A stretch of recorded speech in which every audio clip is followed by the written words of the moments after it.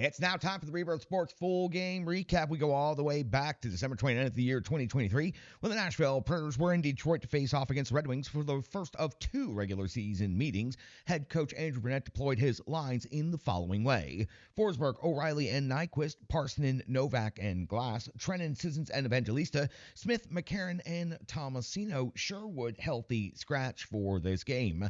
McDonough and Yossi are your first defensive pairing. Luzon and Carrier, Fabro, and Shen. Barry out, but day-to-day, not a healthy scratch. UC Saros in net. Kevin Lankinen also still a scratch out day-to-day. Saros gets the start net with Skarov backing him up.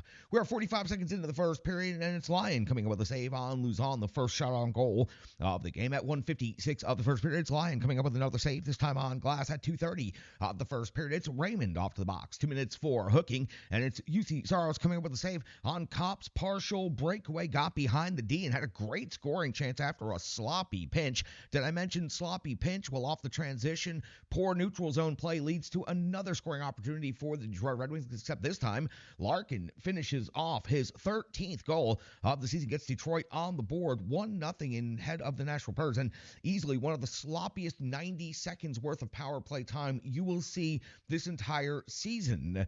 Predators unable to convert with the final 31 seconds of their power play. 4:35 now into the first period. It's Lyon coming with a save on Trennan's backhand at 5:43 of the first. It's Lyon coming with a save on Luke Shen at the 8:30 mark of the first period. Lyon comes up with a save on Sisson's backhand opportunity at the 10:29 mark of the first period. It's Saros coming up with a save on Petrie's heavy shot at 10:43 of the first period. It's Philip Forsberg breaking through for the Nashville Predators. His 17th goal of the season comes after Nyquist does all of the hard work. You talk about bringing the no half step and jam.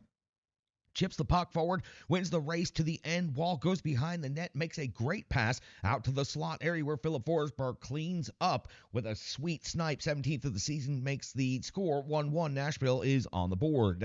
At 11:37 of the first period, it's Lyon coming up with a save on McCarron with Carrier crashing the net hard, setting the screen. 12:52 of the first, it's Lyon coming up with a save on O'Reilly from close range. A little bit of a trickler, not much on it, but still a pretty good scoring chance by the Predators right here at close range. 14:10 of the first period. It's UC Saros coming up with a save on Sprong, plus the follow-up. Some good jam rights there by the Red Wings. 14:26, we see Tomasino off to the box. 2 minutes for hooking on Sprong. Not only did Sprong have two good scoring opportunities in a row, but then earns the power play for his team. UC Saros would come up with a save on Larkin, and then would come up with the absolute save of the game, and one of the candidates for save of the season, as he would have to dive all the way across Superman style. Chris Mason's quote on the broadcast: dive across the crease Superman style to the weak side and come up with the big time save on Larkin before the end of the power play. Saros would stop Larkin one more time. Preds would survive this penalty kill. 16:48 of the first period. Saros coming with a save on Fabry at 19:25.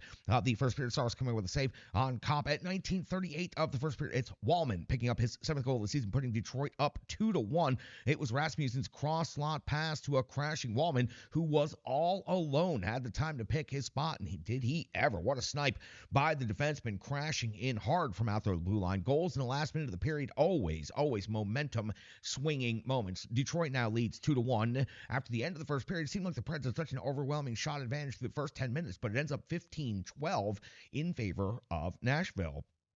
105 into the second period, it's Lyon coming with a save on Glass's redirect. 202, Saros, a save on Kopp. 229, Lyon a save on Smith, plus the follow-up by McCarron, plus the rebound by Smith. 3 scoring opportunities by the Nashville Predators right here at the 229 mark of the second period. 3:10 the second period, it's Lyon coming with a save on Forsberg as he drove hard to the net at 6:29.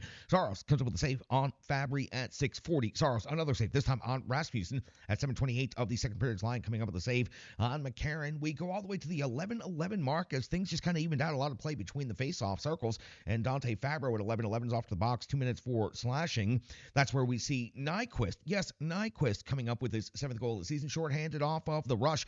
The patience on the finish as he cut across the top of the goal mouth, outweighted the goaltender line, and then put the puck into the net, puts the Predators up to 2 goals in this game, ties the game at 2 apiece. Saros would come up with a save on Fabry on the remainder of the power play, so the Nashville Predators get a shorthanded goal. Nyquist having one hell of a game so far in this early stage. We're at 13:49 of the second period, and it's Philip Forsberg now breaking the 2-2 tie, making it 3-2 in favor of the Nashville Predators. Second goal of the game is his 18th of the season, and it's Tommy Novak this time going behind the net to the end wall and winning the battle, and then making the pass to Forsberg in the low slot for the cleanup. Much like the way Nyquist got that primary assist earlier, Novak makes an incredible play, wins the battle, brings the jam, and gives Philip Forsberg the gift pass to finish off his 18th goal of the season. 3-2 now in favor of the Nashville Predators here in the second period, just like that. 17:47 now. Time between plays here. It's quite a while here as the game starts to even out. 17:47 now into the second. Lyon coming up with a save on McDonough. 18:10. Lyon comes up with a save on Shen at 19:06. Saros comes up with the save on Kane. This leads to a large scrum when Comfer follows up the play and follows up the Kane shot after the whistle. Predators did not like that. So what we see is a number of penalties coming up right here. Comfer ends up getting the extra 2, which puts the Nashville Predators on the power play, but let's run this down quickly. Also, Comfer gets another 2 and 2 for roughing with Fabro, so each of them got matching minors, and Comfer got the extra 2. Yossi and DeBrincat was the surprise of this. Not a very lengthy scrap, but still a fight for the captain, Roman Josi, 2 of the most high-skilled players in the game, and for the captain, Roman Josi, only the 3rd fight of his entire NHL career. They're both off to the box for 5 minutes each. Lyon comes up with a save on O'Reilly on the Nashville Predators power play before the end of the second period. At the end of the second period, the Nashville Predators are out shooting Detroit 27-16, so the Preds only give up 4 shots on goal against in the second period. The power play carries over to the fresh sheet of the third period for 1 minute and 9 seconds, but unfortunately for the Nashville Predators, just simply not much is happening out there. At 3:09 of the third period, we see Lyon come up with a save on Luke Evangelista. At 5:15 of the third period, you see Saros comes up with a save on Kopp. At the 7:15 mark of the third period, Saros comes up with a save on Sherratt. The Nashville Predators seem to be content to play between the circles so far in this third period. But at 9:28 of the third period, that burns him as DeBrincat gets his 17th goal of the season out of the box with fresh legs ready to go. He jumps in the 2-on-1 and finishes off the Comfer sauce pass into the back of the net, tying the game up at 3 apiece midway through the third period. At the 10:01 mark of the third period, is Lyon coming with a save on the captain, Roman Josi. Then at 11:12 of the third period, it's Wallman again. His second goal of the game, his 8th of the season, was a top corner snipe from the sharp angle. The Preds got to scrambling, a couple of bodies down on the ice. Wallman finds the good quiet spot. He's able to pick his corner, and does he ever. Detroit suddenly, and just like that, leads 4-3 here in the third period. But then at 12:21, just over a minute later, it's Gus Nyquist's 8th goal of the season, his second goal of the game. It was the second rebound put back. Luke Shen takes the long shot, and then Philip Forsberg gets the first tap at it, and then Nyquist is there bringing the jam, picking up the goal, his second of the game, 8th of the season. The Predators' 4th goal of the game. We're now tied at 4 apiece at 12:21 of the third period. At the 12:30 mark of the third period, CC Saros coming up with a save on Larkin. We see a scrum after the whistle. No penalties, though.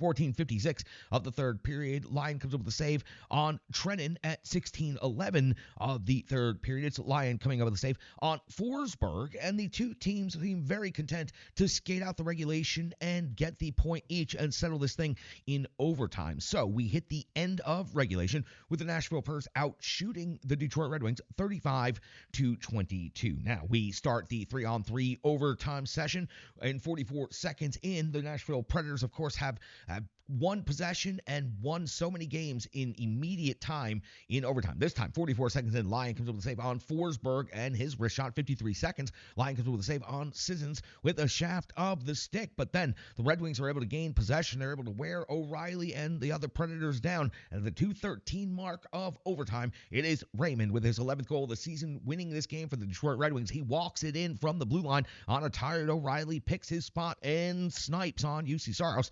Detroit comes away with the 5-4 victory on home ice in overtime in this one. The Nashville Predators do outshoot the Red Wings 37-23, but for the Nashville Predators, I highly doubt they're going to be satisfied just winning the shots on goal. They had their opportunities in this one, but again, unable to maintain the lead when they had it, and then unable to keep this game tied and unable to win it there early in overtime. So for the Nashville Predators, I think this one got away from them just a little bit. They had opportunities to beat the Red Wings in this game. Forsberg, Nyquist, O'Reilly, all having having really good games despite O'Reilly getting caught out there in the overtime with the tired legs.